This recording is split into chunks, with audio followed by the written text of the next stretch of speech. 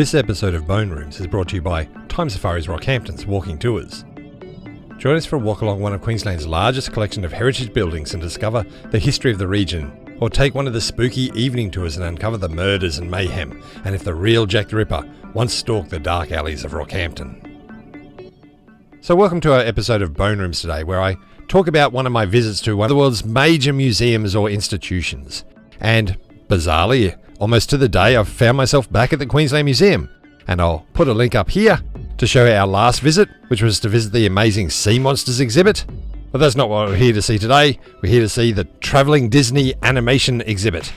I will say, I do believe this has been travelling the world for a little while now, although a lot of the media reports I've read said its appearance in Australia is the first time it's been in the Southern Hemisphere. I believe it started off in Melbourne, showed up in Sydney, and now it's ending up in Brisbane.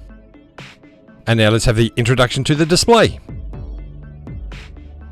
Now, one official blurb I saw said, "This exhibition features over 500 exceptional artworks, including original paintings, sketches, and concept art that have been specially selected by the Walt Disney Animation Research Library in Los Angeles, California. These rarely seen artworks reveal the development of beloved stories and animation techniques from your favorite Walt Disney Animation Studio films and shorts, including Mickey Mouse's first talkie, Steamboat Willie." So you do start off with Steamboat Willie, which is obviously the very first Disney cartoon. First appearance of Mickey Mouse, drawn by Mr. Disney himself. And they do have some interesting artwork, especially on the wall here. You can see they had some very early Steamboat Willie images and Mickey Mouse images. And as we travel along, I'm going to insert some of the images here, because I understand you don't want to see me just walking around looking at stuff that you can barely see on the walls. You want to see the artwork, you want to see the images. So I have spent some time, and I'm actually narrating the video as I'm watching it to explain what I'm seeing. And yes, I've inserted quite a few of the images, and some of them are quite fantastic and really stunning, so I think you'll quite enjoy them. And then I'll cut back to the video of me walking around looking at things on the walls. I'm going to have to admit, this isn't the best video. I will say I love this little bit where you can see the spinning artwork. Problem is, I had a huge smudge on my camera, didn't know I had it. So a lot of things were out of focus for quite a long time. Give it a chance, things do come into focus eventually. Also, there were a lot of kids at this exhibit, and I mean, about 20 minutes in there, a massive school group came through with like hundreds of kids. So I've done the best I can, and that's another reason why I've been inserting all these images. Love these early images of Mr. Duck, and I think they've really captured his grumpiness right in that image there. For those of you who know more about paleontology and stuff, and there is a paleontology element to this. In fact, we're about to see an image coming up, and it's a very rare photo. I had not seen this before. Millicent Patrick, who designed the creature from the Black Lagoon, and there she is, doing a bit of sketching. She actually worked on Fantasia, which is one reason why I wanted to come to this exhibit. I was hoping to see some stuff possibly from her, also from Fantasia with the big dinosaur cartoon that I'm sure we all grew up watching. I certainly did. It was one of my favourite things. I still remember it in kindergarten watching that. So we're moving along. We're now getting to the Snow White and the Seven Dwarfs, and I'm not a huge Snow White fan. I got to say, some of this artwork was astonishing. Really looking for the gloominess of the image, the darkness of the story. I just found this fascinating. It's kind of stuff that I assume you just don't see anymore. And I will say that's one of the things I do like about this. There's not a lot of animation cells here. It's mostly production art or conceptual art, which is kind of cool because it's the original stuff. And if we get a bit closer, and I think I've got one coming up, you can actually see them working through things. You can see them sketching through. You can see where they've made mistakes, where they've redrawn the line. Just basic concept and blocking art to kind of work out what's happening in the scene. That's pretty standard stuff. But there's also notes, and I love this, like the background art. Some of this background art was astonishing, and I love the sketching of the background art, which is even better looking as far as I'm concerned. It's really nice, and I've always thought that. And you do see notes and little handheld mentions, and make it this color, make it that color, put in something here. That's fantastic. Now here we are walking into the Fantasia part, and I'm just going to show you this very briefly. I'm not going to show you too much. Why am I not going to show you too much? The reason why I came in here is I'm writing an article about this very part, the paleontology part of Fantasia. And I was really keen to see if they had any of the original artwork here, which they do. I've taken quite a few close-up photos of this stuff, and I'm going to make a little video about that later on. Okay, I can't just leave you out in the dark here. Here's an image. Now, getting through the rest of the Fantasia stuff, they've obviously got the Mickey stuff, where he's the wizard. And a lot of this is really nice. Original art. You can see the concepts. They're looking for the colours. They're trying to work it out. The hippo ballerinas, the crocodiles, things like that. Great stuff to see. You know, and I kind of grew up with Fantasia, so I loved seeing this stuff. But there was a lot to see and we had to move on. So I'm going to admit I didn't look at Lady at the Lake that much, but, you know, Pinocchio was coming up and, you know, again, not a big Pinocchio fan, but looking at some of the artwork and the designs of this, fantastic. I love black and white, basically pencil sketching.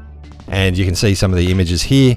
But what's coming up is we've got some of the images where, you know, Pinocchio's walking along the bottom of the sea floor, and this fantastic pencil sketching of Geppetto, I guess that's his name, carving Pinocchio. What a great image. I think we might even zoom in on this one a little bit. So moving on to Dumbo. Yeah, you know, who cares about Dumbo? Not me. But again, pretty interesting images, and I thought I'd throw a couple of them up here because I'm sure quite a few of you out there are interested in Dumbo with his mum. And, you know, I actually mentioned Dumbo in my book Horror because Disney was a big anti-communist, and he wasn't so much an anti-communist, he was I'm going to pay you as little as I possibly can. And he took on a lot of his artists and basically fired them, called them communists, and got them in big trouble. And there's a whole bit about that in Dumbo. So if you want to read more about that, read my book. I do love this image, though, how they were bringing real animals to sketch, and why not bringing in an elephant into the studios? So Sleeping Beauty, yeah, but again, it's the background art, it's the conceptual drawings, and it's the dragon. Some of this dragon artwork, fantastic. It shows you how dark Disney can be sometimes. And I really enjoyed this, how you can see the depth and the darkness of the dragon's lair, and some of the sketches and the ideas. You can see them conceptualizing what the dragon's going to look like. Very cool. And again, Disney, who knew? We do end with a little selfie of myself. But again, just this amazing piece of artwork, just showing you the gloominess around the castle. And then, you know, we'll try and get in a bit of close-up image of this castle, and it's quite astonishing how much detail they can get into a small image. I think it'll be obvious by the next image appearing on the screen what came up next. And this was a cool thing and a bad thing. I like that they've got a lot of animation splashed on the walls. There's lots of TV screens showing images from the films and things, which is great, except all of this artwork is obviously behind glass, which means it's reflecting the light, so it's quite hard to get decent photos in this place. And I'm always complaining about that because that's basically my job, is I try and take photos in museums, and I'm always frustrated just how many reflections you get. Now, the Alice in Wonderland stuff is obviously wacky, and here you can see some of the more stranger images, Alice going downstairs and things like that. Quite amazing. Now, my next book coming out is about The Thing, movie franchise of The Thing. Not just movies, but the 1951 movie, The Thing from Another World, the 1982 movie, The Thing. Well, funnily enough, there is a very strange connection between The Thing and The Jungle Book. And for that, again, you're going to have to buy my new book, which should be out very shortly with Marcosi Publishing. Not a big Jungle Book fan, but some of this artwork is fantastic, and it's quite dark. And you can see, to me, some of this imagery here you can see is kind of going to be coming back in the later Tarzan films. And now that I mentioned Tarzan, I don't recall any Tarzan artwork whatsoever on these walls. Positive Tarzan was a Disney film. That's a bit strange.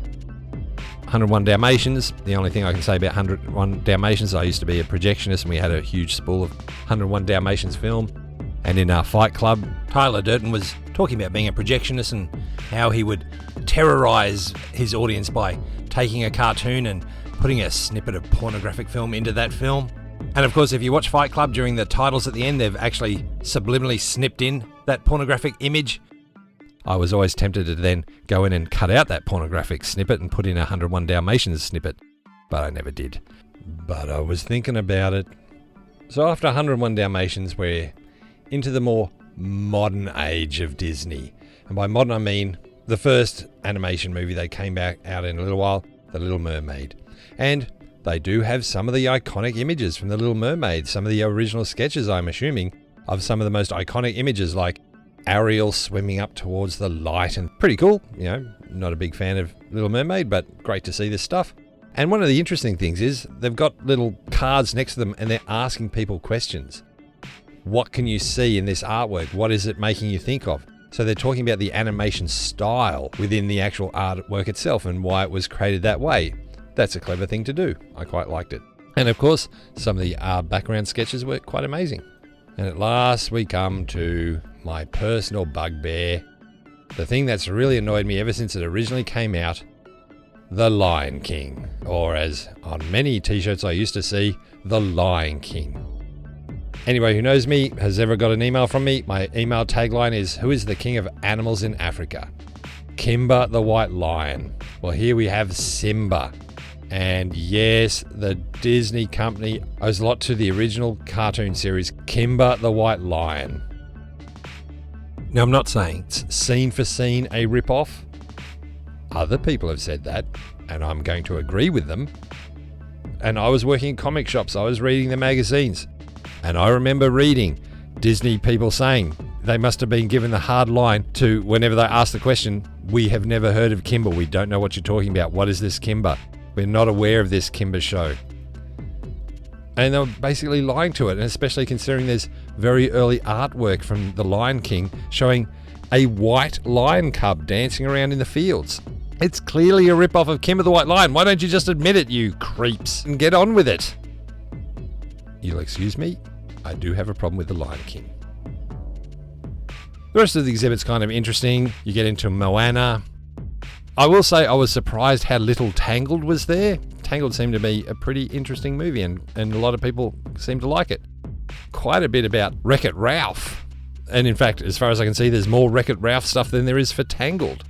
And of course, Frozen. How can we not talk about Frozen? Well, actually, we don't have to talk about Frozen. I'm not going to talk about Frozen whatsoever.